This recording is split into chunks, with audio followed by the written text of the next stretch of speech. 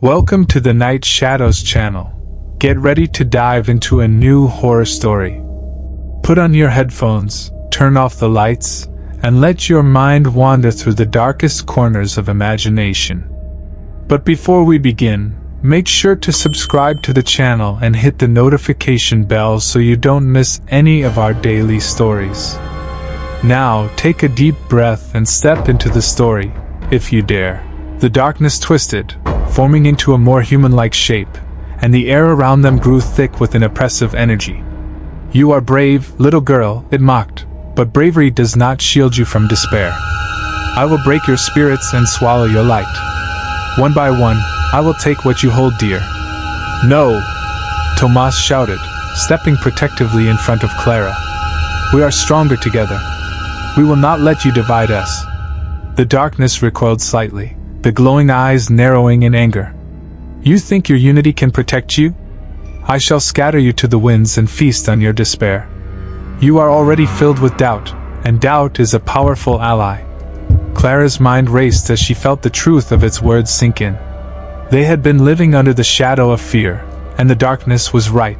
Doubt lingered in their hearts. But she refused to let it win. "Your lies won't break us," Clara shouted, voice steady despite the terror coursing through her. "We are more than our fears. We have each other, and together we can resist you." With a flick of its wrist, the darkness sent a wave of shadow sweeping towards them, threatening to engulf them in its suffocating grip. Clara could feel the coldness wrap around her, chilling her to the bone, but she stood firm. "Light," she called out, recalling the rituals they had performed. "We need to remember the light."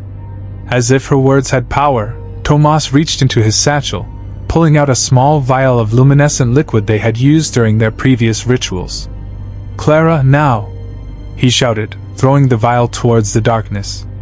The moment the liquid shattered against the ground, a brilliant light erupted, illuminating the forest with a warmth that banished the shadows momentarily. The darkness recoiled, hissing in fury as the light pushed against it, fighting to reclaim its territory. "Your light is weak," the figure howled, but its voice quivered, revealing a hint of fear. Clara felt a surge of strength, the warmth of hope flooding her veins. "Together," she cried, rallying the villagers. "We can push it back. We must focus on the light." As if drawn by her words, the villagers began to join hands, forming a circle around Clara. They focused on the light, pouring their hope, their love for one another, into the space between them. The light grew stronger, pushing against the darkness, creating a barrier that began to push back the shadows. "No!"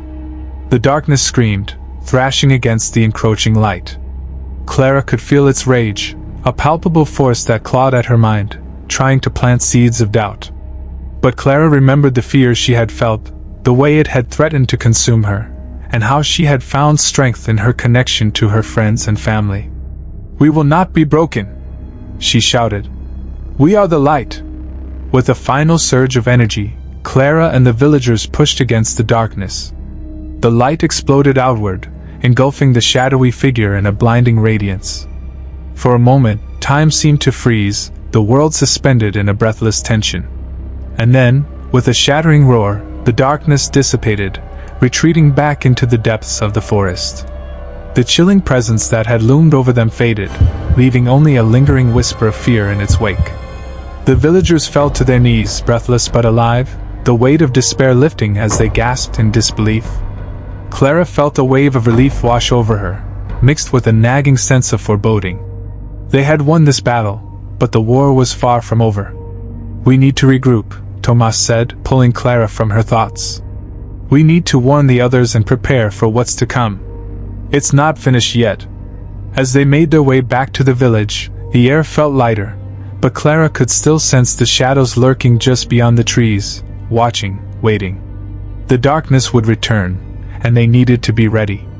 Clara vowed to herself that she would not let fear rule her heart. They had come together and fought against the darkness, and they would continue to do so until the very end. The battle had just begun, but with hope ignited in their hearts, they would face whatever the storm had in store for them. As dawn broke over the village, the golden light seeped into every crevice, dispelling the remnants of the night's terror. Clara stood at the edge of the woods, her heart still racing from the encounter. Though the darkness had retreated for now, she felt its ominous presence lingering just beyond the tree line. The village had awakened to a new day, but the atmosphere was thick with tension. Whispers of fear rippled through the streets as villagers exchanged anxious glances, their minds haunted by the shadows that had loomed over them. Clara felt the weight of their uncertainty pressing down, but she knew they couldn't afford to dwell on fear any longer. "We need to unite the village," she said, turning to Tomas, who had joined her on the path back from the woods. "If we're going to face this darkness again, we need everyone on board.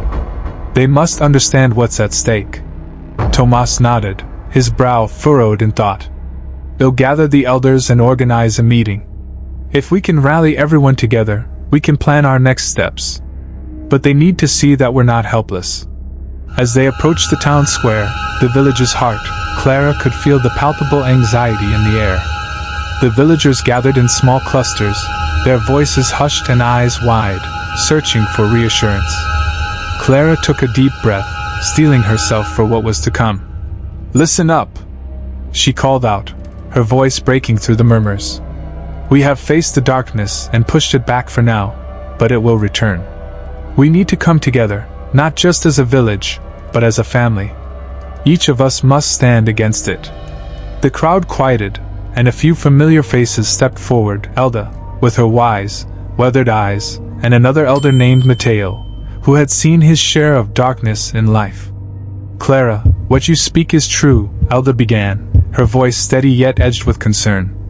"But fear has a way of festering. Many are still shaken from last night. We need to restore their faith."